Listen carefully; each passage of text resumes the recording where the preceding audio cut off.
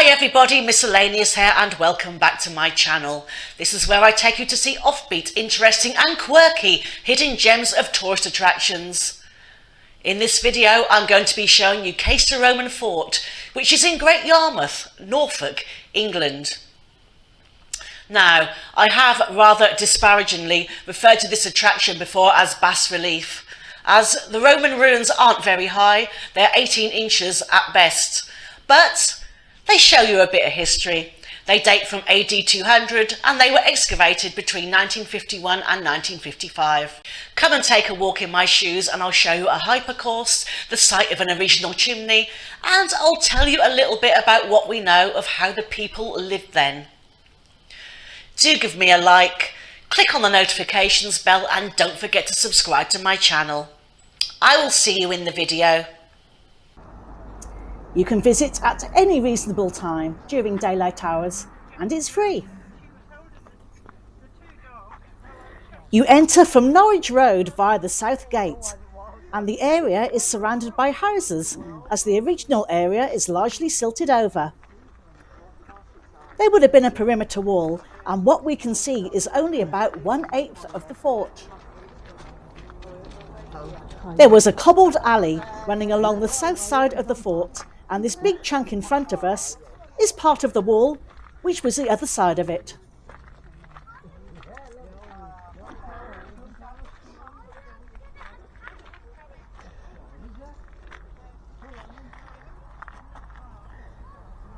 We have information boards. This one's about keeping the enemy out.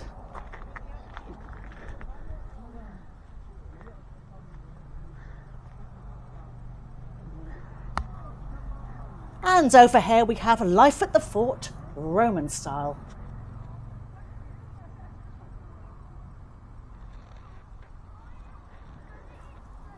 Here we go, down the modern steps into the fort. Population and development always cause land to rise over time. Caister Roman Fort was part of a chain of forts that were built to act as defence mechanisms to Saxon seaborne invaders and was occupied by the Roman army and navy. The fort occupied a small island on the north side of the estuary of the rivers Yare, Waveney, Bure and Ant. Incidentally, do I pronounce it River Yare or River Yare? I'm not quite sure, so please let me know in the comments. Back to the subject at hand, and these were important routes into East Anglia, where people lived in settlements and are now mostly dry and have become modern Great Yarmouth. As I mentioned before, it was built around AD 200. It was a military base unit, but archaeological objects such as beads, brooches, bracelets and hairpins have been found, as well as spearheads, arrowheads and masculine buckles, suggesting that women and children lived alongside the soldiers as families. It's only really the middle bit, isn't it? Basically it's the main house. The square is thought to be the site of a fireplace. Yeah. It's very, very naughty, me describing the remains of the fort as bas-relief. It was a very significant find in the early 1950s and maybe not quite that shallow. Although it was a sunny February day, it was extremely nippy and barely above freezing. Another information board discussing who lived here.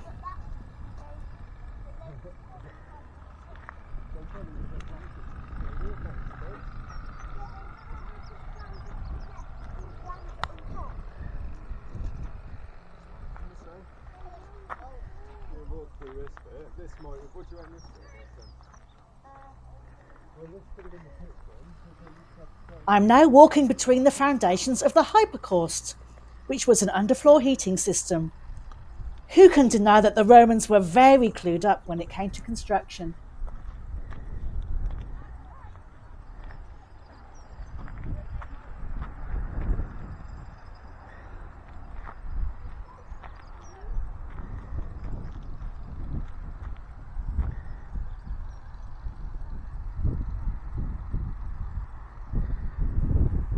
If, like me, you don't drive, You can take the 8 bus or the 1 bus or the 1A bus from Great Yarmouth and it will drop you off near Caister Roman Fort.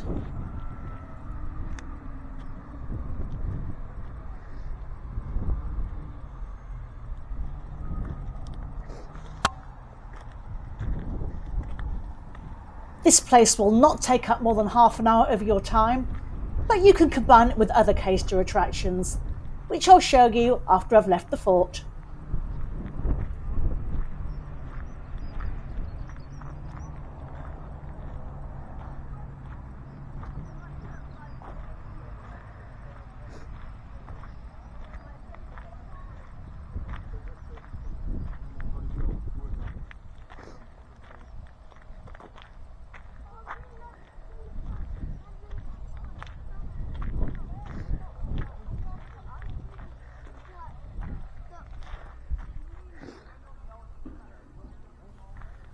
Right in front of me here, between the modern houses and where I'm walking, is the remains of a house which has been excavated. It was completed in AD 300 on the site of an original wooden house, which was burnt down for some unknown reason. Its original purpose is unknown, and it was single story and divided into at least 7 rooms. Evidence of comfortable living was found in the form of plaster from inside the house, decorated with elaborate designs. It was also believed to serve a business function, with a workshop and butcher's shop included. It was named Building 1 by its excavators, and there really is not a lot left of it. Do check out my blog, as I've blogged about the fort as well. The link is in the description. I'm a real high heels girl, but sometimes needs must. In hindsight though, I don't think ballet pumps were the best option. Trainers would have been a better idea.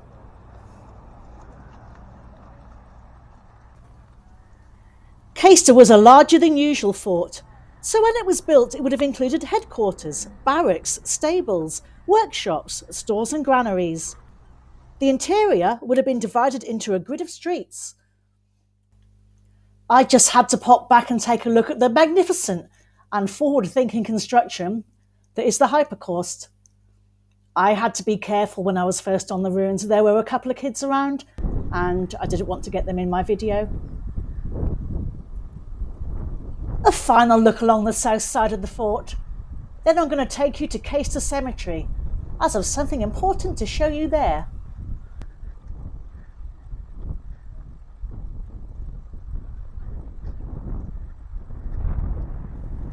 The Super Dean's wearing his red Caister Lifeboat jacket. More about Caister Lifeboat coming.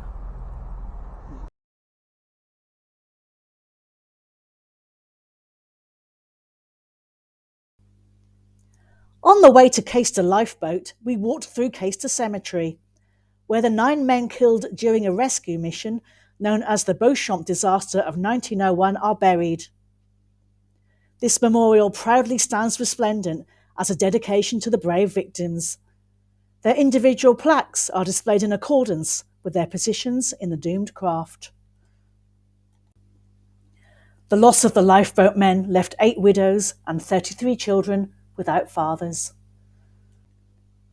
The inquest into the deaths of the Beauchamp victims resulted in an answer that was later translated by journalists into the now famous phrase, "Caister men never turn back." Indeed, there's a pub in the area called the Never Turn Back.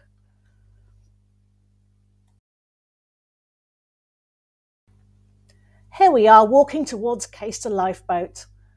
Now, the shop and cafe are closed for the winter, but when they're open, me and the Super Dean try and pop in and offer our support, having a cup of tea and a slice of cake, buying stuff from the charity shop and indeed their shop.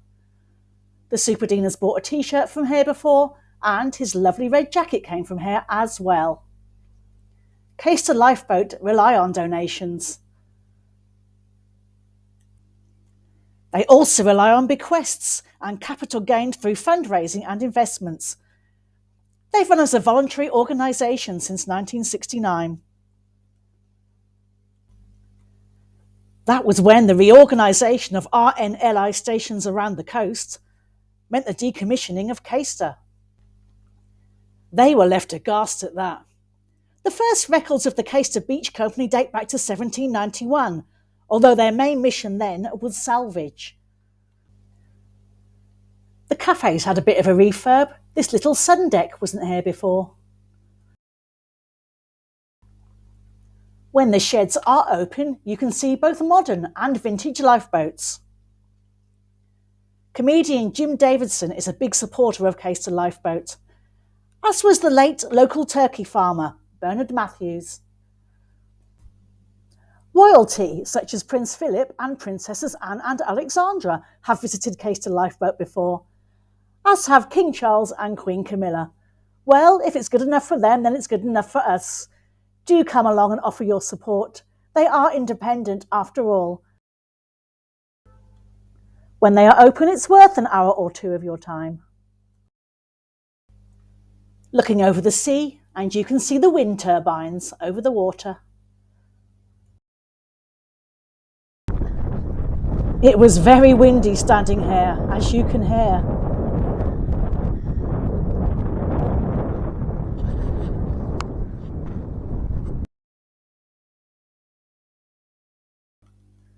One last look at the lifeboat shed, then it's on to my final bit of nosy parkering of the day.